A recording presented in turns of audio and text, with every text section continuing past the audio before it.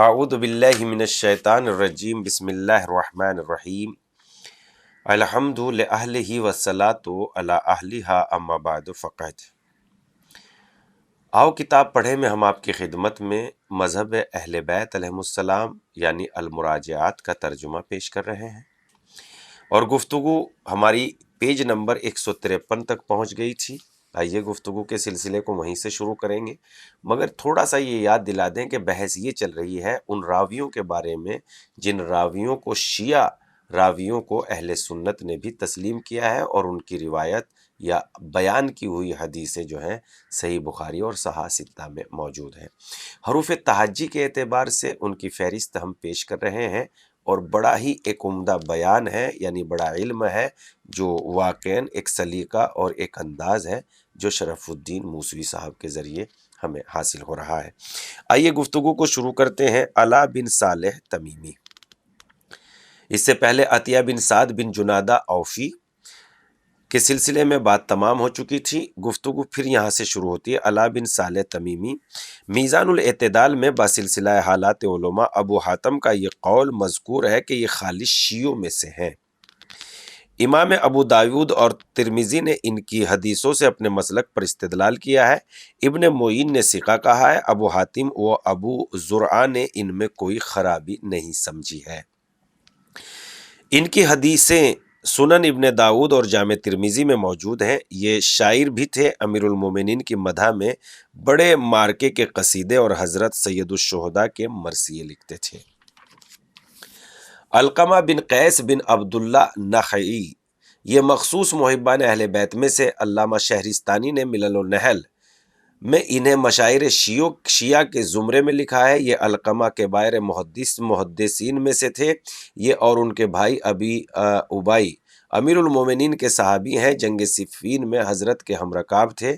ابئی جنہیں کثرت عبادت کی وجہ سے ابئی الصلاۃ نماز والے ابئی کہا جاتا تھا، جنگ صفین میں شہید ہوئے۔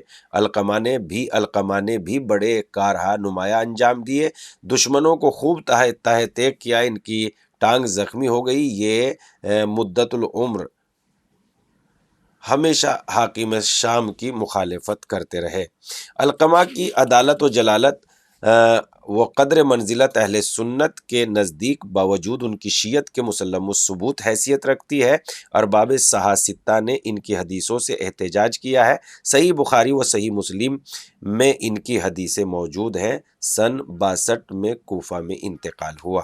علی بن بدیمہ، علامہ ذہبی نے میزان الاعتدال میں ان کے متعلق لکھا ہے کہ امام احمد بن حنبل انہیں صالح الحدیث اور جلیل القدر شیعہ بیان کرتے تھے۔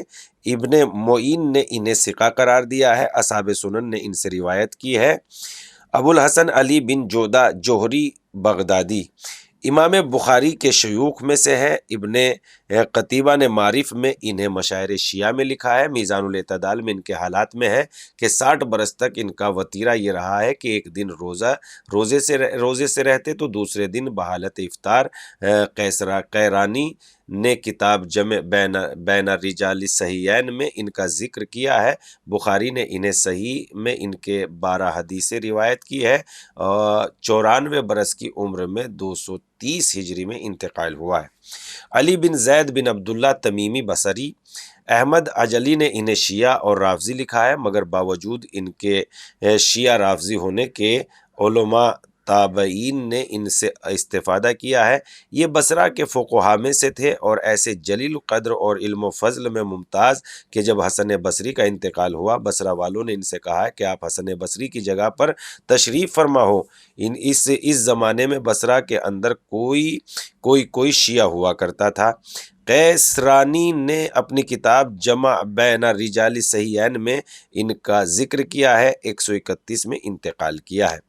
علی بن صالح حسن بن صالح کے بھائی ہیں۔ حسن کے حالات میں ہم قدر ان کا ذکر کر چکے ہیں۔ صحیح مسلم میں ان کی حدیثیں موجود ہیں، اور سن 51 ہجری میں انتقال ہوا ہے۔ ابو یحییٰ بن غراب فزاری کوفی، ابن حبان نے انہیں شیعہ لکھا ہے۔ ابن معین اور دارقطنی نے انہیں ثقہ قرار دیا ہے۔ ابو حاتم نے ان کی حدیث میں کوئی مذائقہ نہیں سمجھا ہے۔ ابو زرع نے کہا ہے کہ میرے نزدیک صدوق تھے۔ امام احمد کا ارشاد ہے کہ ہم انہیں صدیق ہی سمجھتا ہوں۔ اصحاب سنن نے ان کی حدیثیں درج کی ہیں۔ ہارون رشید کے زمانے میں 184 ہجری میں انتقال کیا۔ ابو الحسن علی بن قادِ خزائی کوفی، یہ بہت سی حدیثوں کے شیوخ ہیں۔ ابن سعد نے طبقات جلد 6 پیج نمبر 273 پر ان کا تذکرہ کیا اور لکھا ہے کہ بڑے شیعہ تھے۔ سنن ابو داود، جامع ترمذی میں ان کی حدیثیں موجود ہیں۔ علی بن منظر طرائفی ترمذی و نسائی اور دیگر محدثین کے شیوخ ہیں۔ علامہ ذہبی نے عالم نسائی کا قول نقل کیا ہے کہ علی بن منظر خالص شیعہ اور ثقہ ہے۔ ابن حاتم نے انہیں صدوق و ثقہ لکھا ہے۔ ابن نسائی گواہی دیتے ہیں کہ علی بن منظر خالص شیعہ تھے اور 256 ہجری میں ان کا انتقال ہو گیا ہے۔ ابو الحسن بن ہاشم بن برید کوفی امام احمد کے اساتذہ میں سے ہے۔ امام ابو داود نے انہیں ٹھوس شیعہ لکھا ہے۔ ابن حبان کا قول ہے کہ علی بن ہاشم غالب شیعہ تھے۔ جعفر ابن ابان کہتے ہیں کہ میں نے ابن نمیر کو کہتے سنا کہ علی ابن ہاشم شیعت میں حد سے بڑھے ہوئے تھے۔ بخاری فرماتے ہیں کہ علی بن ہاشم اور ان کے باپ دونوں اپنے مذہب میں بڑے غالی تھے، اسی وجہ سے بخاری نے ان کی حدیثیں صحیح میں درج نہیں کی، لیکن باقی 5 ارباب صحاح نے ان کی حدیثیں اپنی صحاح میں درج کی ہے اور ان کی حدیث سے اپنے مسلک پر احتجاج کیا ہے۔ ابن معین وغیرہ نے انہیں ثقہ قرار دیا ہے۔ ابو داود نے اس بات میں شمار کیا ہے اور ابو زرعہ نے صدوق کہا ہے۔ امام نسائی نے ان میں سے کوئی مضائقہ نہیں سمجھا۔ سن 181 ہجری میں انتقال فرمایا۔ عمار بن زریق کوفی سلیمان نے انہیں رافضی شمار کیا ہے۔ باوجود ان کے رافضی ہونے کے صحیح مسلم اور سنن ابو داود اور سنن نسائی میں ان کی حدیثیں موجود ہیں۔ عمار بن معاویہ، ان کی کنیت ابو معاویہ تھی۔ یہ جلیل القدر شیعہ تھے۔ محبت اہل بیت کے جرم میں انہیں بڑی اذیتیں دی گئی تھی۔ بشیر بن مروان نے ان شیعت کے جرم میں ان کے دونوں پیر کاٹ دیے۔ بہت سے محدثین کے استاد ہیں جنہوں نے ان سے حدیث کا استفادہ کیا، ان کی حدیثوں سے اپنے مسلک پر استدلال کیا۔ امام احمد، ابن معین، ابو حاتم اور بہت سے لوگوں نے انہیں ثقہ قرار دیا ہے۔ بخاری کو چھوڑ کر باقی سبھی ارباب صحاح نے ان کی حدیثیں اپنی صحاح میں درج کی ہیں۔ علامہ ذہبی نے میزان الاعتدال میں ان کے متعلق تمام مذکورہ باتیں نقل کی ہیں اور ان کے شیعہ اور ثقہ ہونے کی صراحت کی ہے، نیز یہ کہ ان کے متعلق کسی نے بھی لب کشائی نہیں کی اور ان کے ثقہ ہونے میں کلام کیا، سوائے عقیلی کے۔ یہ 133 ہجری میں انتقال کیا۔ ابو اسحاق عمرو بن عبداللہ حمدانی کوفی، ابن قتیبہ نے معارف میں، علامہ شہرستانی نے ملل النحل میں ان کی شخصیت کی تصریح کی ہے۔ یہ بزرگ کوفہ کہ انہیں جلیل القدر محدثین میں سے ہیں جن کے مسلک کو دشمنان اہل بیت ناپسندیدگی کی نگاہ سے دیکھتے ہیں، کیونکہ انہوں نے جمہور کی روش کو چھوڑ کر اہل بیت کی اتباع و پیروی کو بہتر سمجھا اور ہر دینی مسئلے میں اہل بیت کی طرف رجوع کرنے میں انہی نے نجات سمجھی۔ اسی وجہ سے تو جوزانی کا یہ فقرہ کوفے کے کچھ ایسے افراد تھے کہ باوجود ہی کہ لوگ ان کے عقائد و خیالات کو پسند نہیں کرتے تھے، مگر فن حدیث میں وہ مرجع، امام اور محدثین کوفہ کے راس و رئیس تھے۔